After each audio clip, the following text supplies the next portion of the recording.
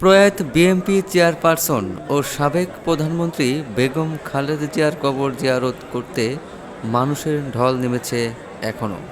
জিয়া উদ্যানে বিএনপি ও অঙ্গ সংগঠনের নেতৃবৃন্দ ছাড়াও সাধারণ মানুষ খালেদা জিয়ার কবর জিয়ারত করতে আসছেন।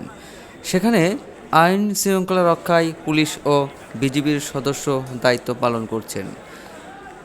সরেজমিনে দেখা গেছে, জিয়া উদ্যানের মোড় থেকে জিয়াউর রহমান ও বেগম খালেদা জিয়ার কবরমুখী মানুষের ভিড়। অনেকেই ফুল নিয়ে এসেছেন খালেদা জিয়াকে শ্রদ্ধা জানাতে। উদ্যান সংলগ্ন সংসদ ভবনের সামনের রাস্তা ও বেইলি ব্রিজ থেকে কবর পর্যন্ত নারী পুরুষের দীর্ঘ লাইন। আর কবরের পাশে নেতাকর্মীদের ভিড় সামাল দিতে আইন শৃঙ্খলা বাহিনীর সদস্যদের হিমশিম খেতে হচ্ছে এখনও। এর আগে গতকাল খালেদা জিয়ার নাতনি ও তারেক রহমানের মেয়ে জাইমা রহমান ও খালেদা জিয়ার ছোট ছেলে আরাফাত রহমান কোকোর স্ত্রী সৈয়দা শর্মিলা রহমান সহ পরিবারের নিকট আত্মীয়রা কবর জিয়ারত করেছেন। বেগম জিয়ার কবর প্রাঙ্গণে দলীয় নেতাকর্মীর পাশাপাশি সাধারণ মানুষের ঢল দেখা যাচ্ছে এখনও। নেতাকর্মী, শুভাকাঙ্ক্ষী এবং সাধারণ মানুষ কবরে ফুল দিয়ে শ্রদ্ধা নিবেদন করছেন।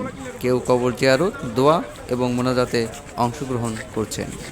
গত ৩১ ডিসেম্বর বুধবার পূর্ণ রাষ্ট্রীয় মর্যাদায় সাবেক এই প্রধানমন্ত্রীকে তার স্বামী শহীদ প্রেসিডেন্ট জিয়াউর রহমানের কবরের পাশে শায়িত করা হয়।